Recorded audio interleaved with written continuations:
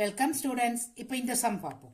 The compound interest on rupees 8,000 at 5% per annum for 3 years is what னு கேட்டிருக்காங்க. இதுக்கு நீங்க இந்த compound interest formula யூஸ் பண்ணுங்க. CI equal to P into 1 plus R by 100 the whole power n minus 1. இங்க principal என்ன உங்களுக்கு 8,000. That is P equal to rupees 8,000. Then R என்ன கொடுத்திருக்காங்க 5%.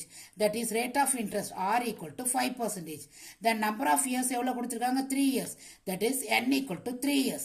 இப்போ இந்த ஃபார்முலா எடுத்து எழுதிக்கோங்க. இந்த ஃபார்முலால வேல்யூஸ் சப்ஸ்டிட்யூட் பண்ணுங்க இந்த வேல்யூஸ். ஓகே இப்போ P க்கு 8,000 R க்கு 5 by 100 next n க்கு 3 the whole power 3 okay next இந்த 8000 அப்படியே போட்டுக்கோங்க இந்த உள்ளக்கறது LCM எல்லாம் கண்டுபிடிச்சு எழுதிக்கோங்க -1 சோ இந்த டேர்மை நீங்க டிவைட்லாம் பண்ணாதீங்க ஏனா பண்ண டெசிமல்ல வரும் சோ உங்களுக்கு கஷ்டமா இருக்கும் அதனால இப்படி எழுதிக்கோங்க சோ கேன்சல் பண்றதுக்கு ஈஸியா இருக்கும் so 8000 into this thing so 8000 into இது 3 times எழுதிக்கோங்க -8000 into -1 so -8000 இப்போ கால்குலேட் பண்ணுங்க உங்களுக்கு எவ்வளவு வரும் CI 1261 varum. Okay, that is the compound interest is rupees 1261. Okay, students, educate to elevate.